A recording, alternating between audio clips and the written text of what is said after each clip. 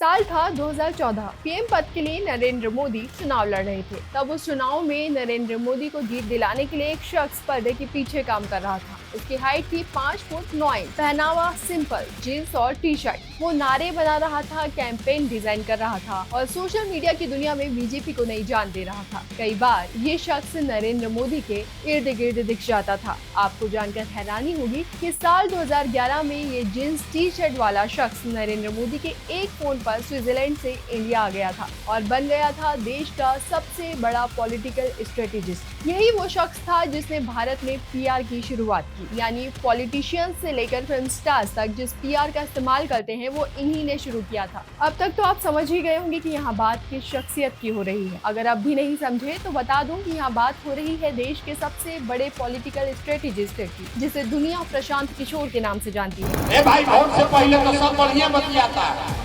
Vote के बाद आपका गला काटता।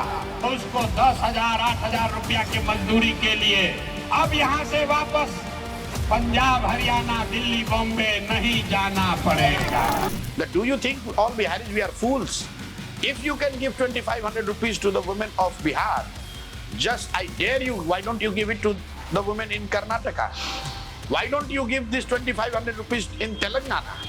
तो अब सबसे बड़ा सवाल ये है कि आखिर पीएम मोदी ने फोन पर ऐसा क्या कहा कि पीके यानी प्रशांत किशोर स्विट्जरलैंड से इंडिया दौड़े चले आए। चलिए जानते हैं। प्रशांत किशोर कोई साधारण राजनीतिक रणनीतिकार नहीं है। प्रशांत किशोर खुद ये कहते हैं कि वो ना टीवी पर समाचार देखते हैं और न ही अखबार पढ़ते हैं। वो ना ईमेल लिखते हैं और न ही नोट्स लेते हैं। बीते एक दशक से उन्होंने लैपटॉप तक का इस्तेमाल नहीं किया है। वो बताते हैं कि वो सिर्फ एक ही गैजेट का इस्तेमाल करते हैं, जो कि उनका फोन। प्रशांत किशोर कहते हैं कि उनकी काम से बाहर कोई जिंदगी ही नहीं। आपको जानकर हैरानी होगी कि उनकी जिंदगी पर फिल्म बनाने के लिए उन्हें नेटफ्लिक्स, डिज्नी से लेकर शाहरुख खान तक से ऑफर आया है। हालांकि प्रशांत ने किसी को भी अपनी जिंदगी पर फिल्म बनाने की परमिशन नहीं दी। पीके की जिंदगी को समझने के लिए हमें एकदम शुरू से शुरू करना होगा। तो चलिए शुरू करते हैं।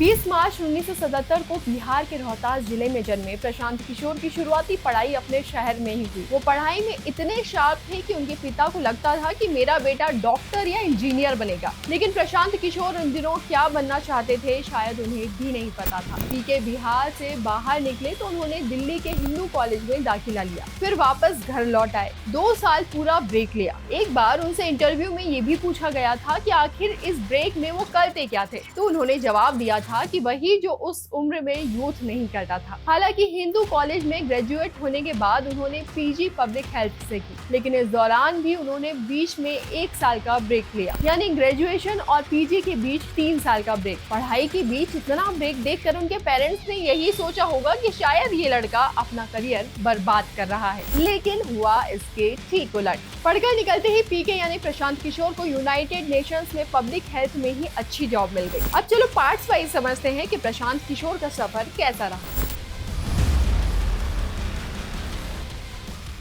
पीके कोई आम स्ट्रेटेजिस्ट नहीं थे। वो यूएन यानी यूनाइटेड नेशंस में हेल्थ एक्सपर्ट थे। पहली पोस्टिंग हैदराबाद में हुई, फिर प्रमोशन मिला और पहुंच गए जिनेवा, स्विट्जरलैंड। उनकी सैलरी बेहतरीन थी और जिंदगी भी बढ़िया चल रही थी, लेकिन किस्मत को कुछ और ही मंजूर था। साल 2011 में उन्होंने एक रिपोर्ट तैयार की जिसे नाम दिया गया भारत के विकासशील राज्यों में कुपोषण। इस रिपोर्ट में गुजरात को कुपोषण के मामले में सबसे नीचे रखा गया था और यही बात गुजरात के तत्कालीन मुख्यमंत्री नरेंद्र मोदी को चुभ जाती है। तो एक पेपर लिख दिया माल न्यूट्रिशन पे गुजरात को की शिकायत करते हुए, तो वहाँ से मोदी जी के संपर्क में आ गए। तो एक्चुअली कोई मोदी जी की क्रिटिसिज्म नहीं लिखी थी मैंने। I have written a paper about malnutrition in rich high growth states of India. तो उसमें 4 स्टेट्स का कंपैरिजन है malnutrition vis-a-vis economic indicators, Haryana, Gujarat, Maharashtra and Karnataka, and Gujarat was like at the bottom even among those 4 states. इसके कुछ ही दिनों बाद प्रशांत किशोर के पास एक फोन आता है और फोन पर खुद नरेंद्र मोदी होते हैं। प्रशांत हैरान थे कि गुजरात के मुख्यमंत्री उनसे बात कर रहे हैं। इस कॉल पर नरेंद्र मोदी ने कहा, शिकायत क्यों करते हो, आओ हमारे साथ काम करो। पीके इस दौरान चुप रहे, वो कुछ जवाब ही नहीं दे पाए और उन्होंने पीएम मोदी से थोड़ा समय मांगा। जाहिर सी बात है, बात बड़ी थी, रिस्क भी ज्यादा था, क्योंकि किसी नेता के साथ काम करना बिल्कुल आसान नहीं होता। जॉब का रिस्क बना रहता है। पीके ने पत्नी चांदनी से सलाह लेने के बाद पीएम मोदी को हाँ कर दिया। हालांकि इस दौरान उन्होंने एक शर्त भी रख दी कि वो हायरार्की में ही रहेंगे, यानी वो किसी के अंडर काम नहीं करेंगे, सीधे नरेंद्र मोदी को ही रिपोर्ट करेंगे। मोदी से बात हुई, 1 साल तक बात चलती रही, तो ये तय हुआ कि भाई मैं वो सब छोड़ देता हूँ, बाकी मैं बदले में आप मुझे हायरार्की का मौका हिस्सा नहीं बनाएंगे। I will work directly with you and that is where the journey started. इसके बाद 2012 के गुजरात विधानसभा चुनाव में पीके नरेंद्र मोदी के साथ आ गए। उन्होंने नरेंद्र मोदी के लिए स्पीच लिखना, कैंपेन डिजाइन करना, इवेंट मैनेज करना शुरू कर दिया। और 2014 में जब लोकसभा चुनाव आया, तब प्रशांत किशोर पूरी तरह से नरेंद्र मोदी के चुनावी सेनापति बन चुके थे। इस दौरान उन्होंने कई इनोवेटिव कैंपेन डिजाइन किए, जिसमें चाय पर चर्चा भी शामिल था। जी हाँ, वही कैंपेन जिसने पूरे देश में नरेंद्र मोदी को अलग पहचान दिलाई। एक प्रकार से लोगों का भरोसा टूट गया है। इतना बड़ा देश, 125 करोड़ जनवासी, और इनका अगर खुद ने चुनी हुई सरकार पर, सरकार की व्यवस्थाओं पर अगर उसका भरोसा ही टूट जाएगा तो देश कैसे चल सकता है। इसके अलावा रन फॉर यूनिटी और मंथन जैसे इनोवेटिव कैंपेन भी प्रशांत किशोर ने ही डिजाइन किए थे।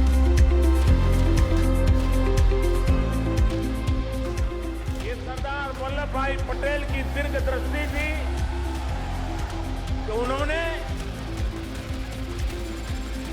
साम दाम दंड भेद हर प्रकार की नीति, कूटनीति, रणनीति उसका उपयोग करते हुए बहुत ही कम समय में देश को एकता के सूत्र में बांध दिया। देश विशाल है, पीढ़ियां बदलती रहती है, इतिहास की हर घटना का पता नहीं होता है। प्रशांत किशोर सोशल मीडिया के इस्तेमाल जानते थे। उस टाइम भी उन्हें पता था कि इंटरनेट का यूज कैसे करना है। लिहाजा उन्होंने सोशल मीडिया को एक ऐसे हथियार के रूप में इस्तेमाल किया जिसने नरेंद्र मोदी को यूथ की नजरों में एक अलग नेता के रूप में पेश किया, जैसा पहले देश में कभी देखा ही नहीं गया था। और उसका रिजल्ट ये हुआ कि बीजेपी 282 सीटों से सत्ता में आई और कांग्रेस 44 सीटों पर सिमट कर रह गई। इस जीत के बाद मंच पर मोदी जीत का भाषण दे रहे थे और पर्दे के पीछे एक शख्स चुपचाप ताली बजा रहा था। वो थे प्रशांत किशोर।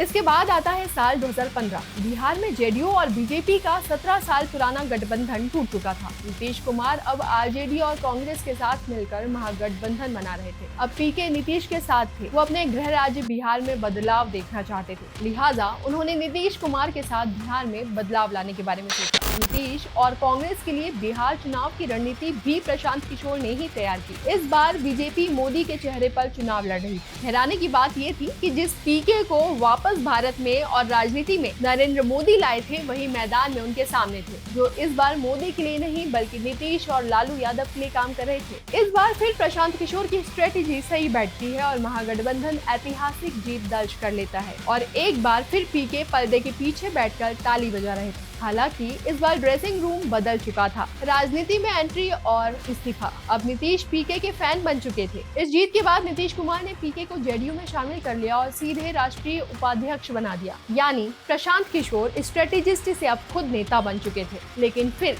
पीके की जिंदगी में कुछ बदलने वाला था। साल 2019 में सीए बिल आता है। इस बिल के पक्ष में जेडीयू ने बीजेपी का खुलकर समर्थन किया और पीके इससे सहमत नहीं थे। उन्होंने खुलकर अपनी ही पार्टी के खिलाफ ट्वीट कर दिया कि भारत की आत्मा को बचाने की जिम्मेदारी अब गैर बीजेपी राज्यों पर है। बस फिर क्या था? इस ट्वीट के बाद जेडीयू ने उन्हें बाहर का रास्ता दिखा दिया। इसके बाद प्रशांत किशोर ने नरेंद्र मोदी की घोर विरोधी ममता बनर्जी के साथ भी काम किया और उन्हें बंगाल में चुनाव जिताने में अहम भूमिका भी निभाई।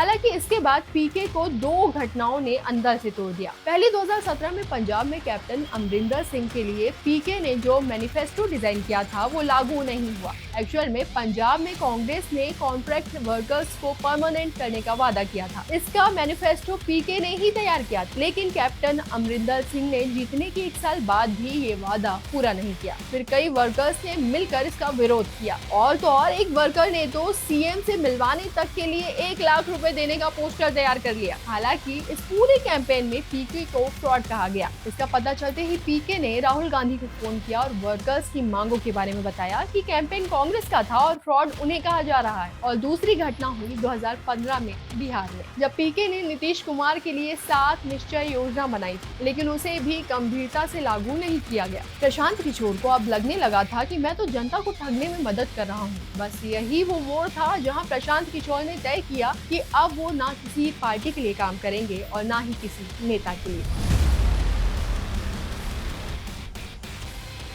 पीके तो वापस बिहार की याद आ चुकी थी। उन्होंने देखा कि नीतीश कुमार ने भी बेरोजगारी, पलायन जैसे मुद्दों पर कुछ काम ही नहीं किया है। का पेंशन 400 रुपया से बढ़ाकर 410 रुपया नहीं किया। जन सुराज का डर है, जनता का डर है कि आज 400 से पेंशन बढ़कर 1100 हुआ। डोमिसाइल के लिए पिछले कई साल से लड़के संघर्ष कर रहे थे। ये जनता का डर है, क्योंकि अब नीतीश सरकार ने देख लिया है कि जनता ने मन बना लिया इसको हटाने के लिए। तब आज जाने से पहले डोमिसाइल लागू कर रहे हैं, लोगों का मानदेय बढ़ा रहे हैं, लोगों का पेंशन बढ़ा रहे हैं। तभी पीके ने तय कर लिया कि अब मैं खुद की पार्टी बनाऊंगा और खुद चुनाव लड़ूंगा। फिर साल 2022 में पीके जन सुराज पार्टी बनाते हैं और यहीं से वो अपनी 3000 किलोमीटर की पदयात्रा शुरू करते हैं।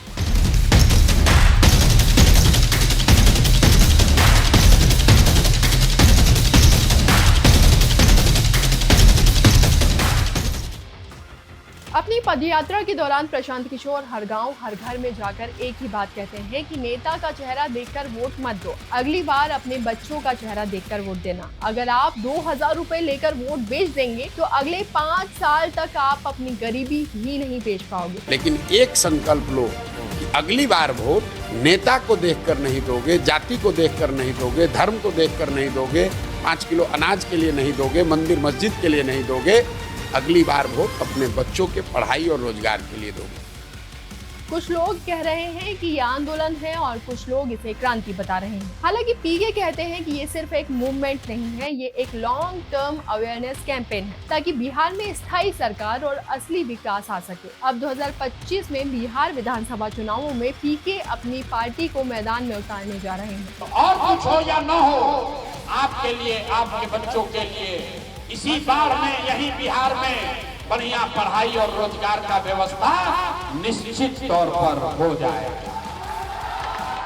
अगर नहीं हो तो नेताजी का नहीं, मुखिया विधायक सांसद मंत्री का नहीं, अपना बेटा अपना भाई प्रशांत किशोर का गला पकड़िएगा। लेकिन सबसे बड़ी प्रॉब्लम है कि प्रशांत किशोर के साथ बहुत लोग खड़े हैं। उनकी रैलियों में भी बड़ी संख्या में लोग बिना पैसे दिए आते हैं, लेकिन अब भी उन्होंने सीएम का फेस क्लियर नहीं किया है, जो उनके लिए बहुत बड़ा चैलेंज है। साथ में उनकी पार्टी में उनके अलावा कोई बड़ा लीडर भी नहीं है। ऐसे में वो जनता को पूरी तरह कंफ्यूज कर रहे हैं कि वो करना क्या चाहते हैं, और जनता को भी नहीं पता कि वो प्रशांत किशोर की पार्टी जनसुराज को वोट देते हैं तो इन फ्यूचर सीएम कौन रहने वाला है। और हो सकता है कि प्रशांत किशोर को लग रहा हो कि ये उनकी स्ट्रेटेजी है, लेकिन इससे बिहार की जनता में महज कंफ्यूजन ही पैदा हो रहा है, क्योंकि बिहार की जनता को एक बड़ा नेता चाहिए जो उन्हें डेवलपमेंट की गारंटी दे। लेकिन बिहार में लोग अब भी जातिवाद से ऊपर नहीं उठ पाए हैं। ऐसे में प्रशांत किशोर के सामने सबसे बड़ा चैलेंज यही होने वाला है। साथ ही बिहार चुनावों में सबसे इंटरेस्टिंग बात यही होगी कि क्या इस बार बिहार की जनता इस जातिवाद से ऊपर उठकर सोच पाती है, और क्या नीतीश कुमार, लालू यादव जैसे बड़े नेताओं के सामने प्रशांत किशोर कुछ कर पाएंगे। क्योंकि भले ही पीके